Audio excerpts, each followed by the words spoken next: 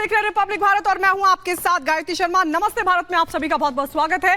शुरुआत करेंगे इस वक्त की सबसे बड़ी खबर के साथ और बड़ी खबर यह है कि बीजेपी की आज 5वीं लिस्ट जारी होगी।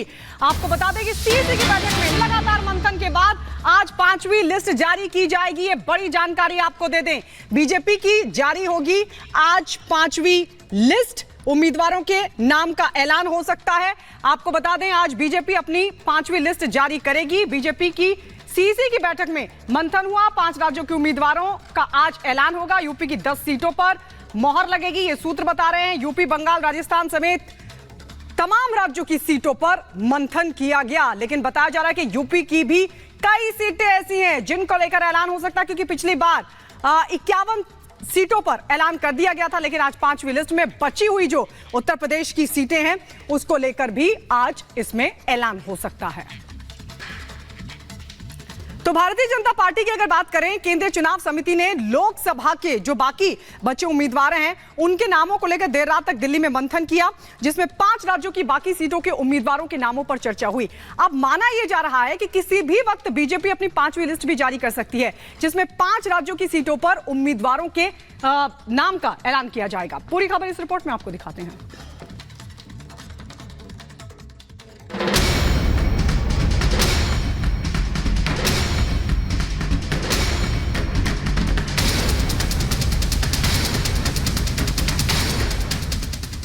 लोकसभा चुनाव की रणभेरी बच चुकी है। 19 अप्रैल से शुरू हो रहे लोकतंत्र के इस महापर्व में शामिल होने के लिए पूरा देश तैयार है। सभी राजनीतिक दलों की तैयारियां जोरों पर है। भारतीय जनता पार्टी ने भी अपनी तैयारियों को धार देना शुरू कर दिया है। चुनावी रैलियों और रोड शो के साथ साथ उम्मीदवारों के चयन पर भी लगातार मंथन जारी है। बीजेपी अब तक उम्मीदवारों की 4 लिस्ट जारी कर चुकी है। माना जा रहा है कि आज किसी भी वक्त पार्टी 5वीं लिस्ट जारी कर सकती है। दिल्ली बीजेपी मुख्यालय में केंद्रीय चुनाव समिति की बैठक में प्रत्याशियों के नामों पर मंथन हुआ। बैठक में प्रधानमंत्री नरेंद्र मोदी, पार्टी अध्यक्ष जेपी नड्डा, गृह मंत्री अमित शाह, रक्षा मंत्री राजनाथ सिंह, उत्तर प्रदेश के मुख्यमंत्री योगी आदित्यनाथ समेत समिति के कई सदस्य शामिल हुए। बीजेपी की केंद्रीय चुनाव समिति की तीसरी बैठक हुई। आपको बता दें ये बैठक करीब 3 घंटे तक चली, जिसमें प्रधानमंत्री नरेंद्र मोदी, बीजेपी के राष्ट्रीय अध्यक्ष जगत प्रकाश नड्डा, गृह मंत्री अमित शाह, रक्षा मंत्री राजनाथ सिंह समेत केंद्रीय चुनाव समिति के सभी सदस्य जो हैं वो शामिल रहे। देर शाम शुरू हुई बीजेपी सीईसी की तीसरी बैठक देर रात तक चली, जिसमें 5 राज्यों के उम्मीदवारों के नामों पर मंथन हुआ। पश्चिम बंगाल, ओडिशा, राजस्थान, आंध्र प्रदेश और उत्तर प्रदेश की बाकी बची सीटों पर चर्चा की गई, जिसमें यूपी की बाकी बची 24 सीटों पर मंथन के बाद 10 सीटों के उम्मीदवारों पर समिति की मुहर लगी। इसमें ज्यादातर नाम यूपी कोर ग्रुप की तरफ से सुझाए गए थे। करीब 5 ऐसे राज्य हैं जिनके लोकसभा सीटों पर जो है वो चर्चा हुई। जो बाकी सीटें हैं उन पर कहीं ना कहीं मंथन हुआ और मुहर लगी। इन राज्यों में मैं आपको बता दूं कि पश्चिम बंगाल, उत्तर प्रदेश, उड़ीसा, राजस्थान और आंध्र प्रदेश की बाकी बची हुई सीटों पर जो है आज के इस बैठक में चर्चा की गई। आपको बता दें कि उत्तर प्रदेश में सूत्रों के हवाले से जो खबर आ रही है कि 10 कैंडिडेट्स के नाम पर जो है वो मुहर लगी। केंद्रीय चुनाव समिति के सभी सदस्य जो हैं इन 10 नामों पर अपनी सहमति उन्होंने जारी की। और साथ साथ उड़ीसा की अगर बात की जाए तो उड़ीसा में भारतीय जनता पार्टी जो है वो सभी सीटों पर खुद अकेले चुनाव लड़ेगी। किसी भी तरीके का कोई गठबंधन जो है वो उड़ीसा में इस बार देखने को नहीं मिलेगा।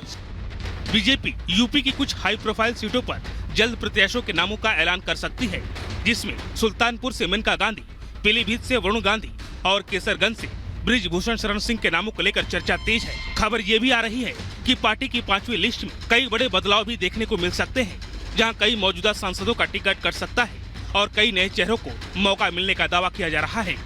Bureau report, Republic Bharat.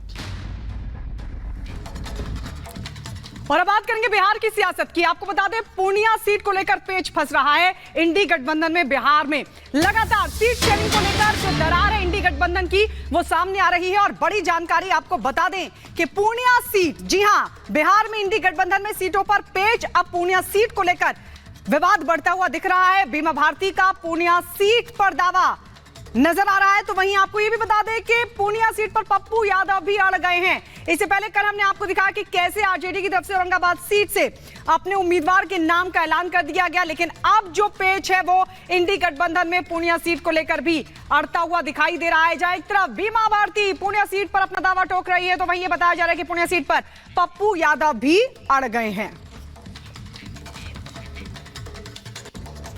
उधर बिहार में जेडीयू से इस्तीफा देकर बीमा भारती ने आरजेडी का दामन थाम लिया है और इसी के साथ इंडी गठबंधन में सीटों पर पेच भी फंस गया है।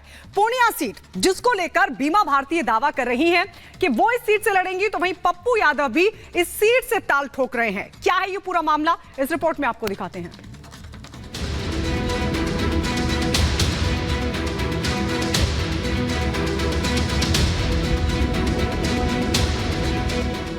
देश में लोकसभा चुनाव होने जा रहे हैं। तारीखों का ऐलान हो चुका है। कहीं टिकट बंटवारे का खेल जारी है तो कहीं टिकट के लिए भागम भाग दिखाई दे रही है। टिकट के लिए रेस ऐसी कि नेताओं का भी दल बदलना शुरू हो गया है। नीतीश कुमार की पार्टी जेडीयू की रुपोली विधायक और पूर्व मंत्री बीमा भारती ने प्राथमिक सदस्यता से इस्तीफा देकर आरजेडी का दामन थाम लिया है और इसी के साथ दावा किया जा रहा है कि वो पूर्णिया सीट से लोकसभा चुनाव लड़ सकती है। पूर्णिया से चुनाव लड़ेंगी आप? हमारे राष्ट्रीय अध्यक्ष नेता विरोधी दल तेजस्वी जी और हमारे पूर्व मुख्यमंत्री राबड़ी देवी जो माता है, जो उनका आदेश होगा उसका पालन करेंगे। जहाँ टिकट मिलेगा तो लोकसभा लड़ेंगे। चाहती हैं पूर्णिया से चुनाव लड़ना? बिल्कुल लड़ेंगे। हमारे चुनाव आरजेडी के टिकट पर बिल्कुल लड़ेंगे। हमारे नेता का आदेश होगा तो लड़ेंगे।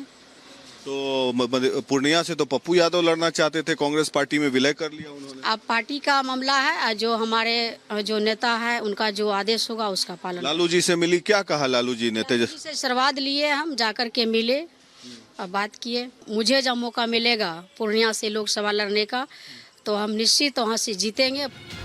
4 दिन पहले जापका कांग्रेस में विलय करने वाले पप्पू यादव भी पूर्णिया से लोकसभा चुनाव लड़ने का दावा कर रहे हैं, लेकिन बीमा भारती का आरजेडी में आने से पप्पू यादव की चिंता बढ़ गई है और ऐसे में आरजेडी और कांग्रेस में तकरार होने से इंडी गठबंधन में दरार बढ़ती नजर आ रही है।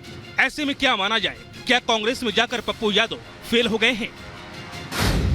जन अधिकार पार्टी का कांग्रेस में विलय होने के साथ पप्पू यादव की सिर्फ और सिर्फ एक ही डिमांड थी कि उन्हें पूर्णिया लोकसभा से महागठबंधन उम्मीदवार बनाया जाए। इससे पहले भी वो यहाँ से सांसद रह चुके हैं। पिछले 3-4 महीनों से इस इलाके में पसीना भी बहा रहे थे, लेकिन लालू यादव ने पूर्णिया सीट को बीमा भारती को टिकट देने का फैसला लिया है।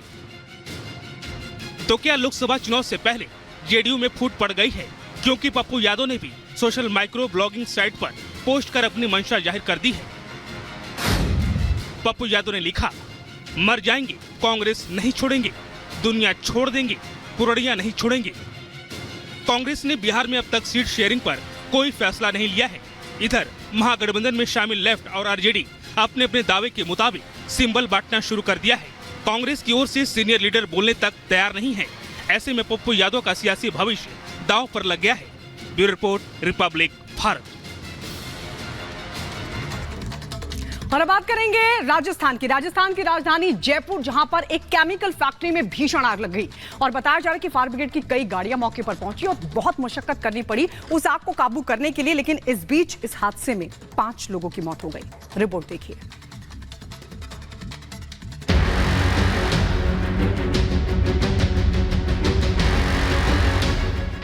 केमिकल फैक्ट्री में आग, 5 की मौत।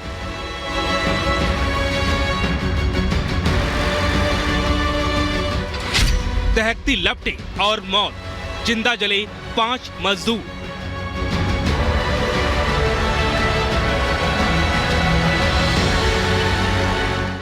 ताक पर नियम कानून, गुनहगार कौन?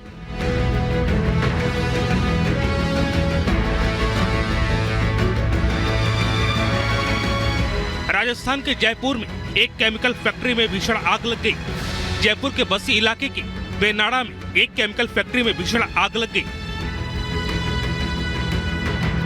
बताया जा रहा है कि केमिकल फैक्ट्री में बॉयलर फटने के बाद आग लग गई। आग की लपटें तेजी से उठी और इसके बाद दहशत में आए लोग भागने लगे।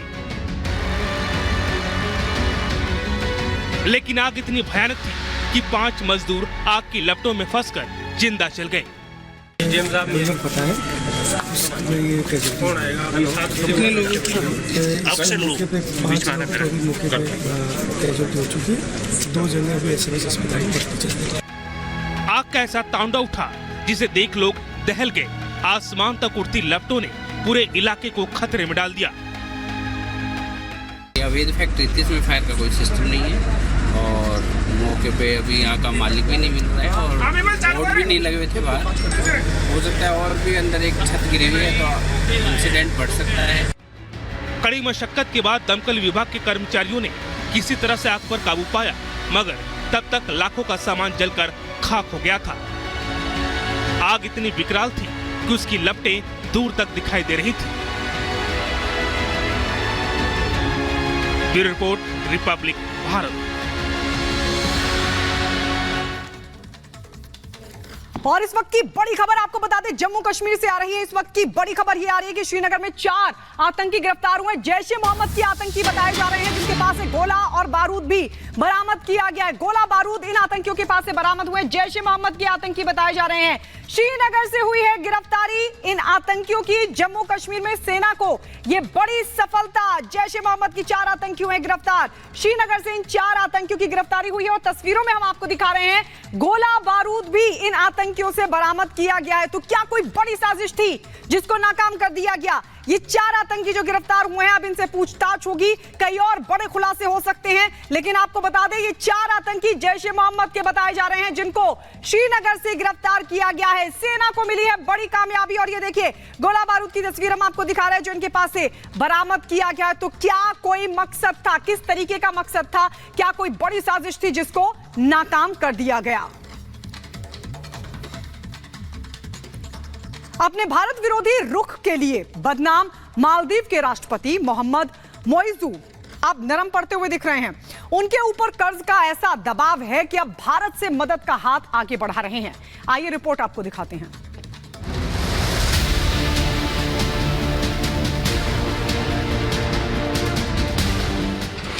चीन से यारी मालदीव को भारी।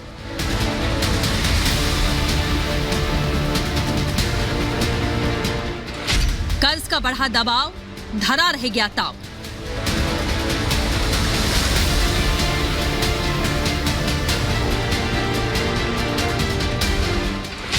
लौट के मोइजू भारत आए।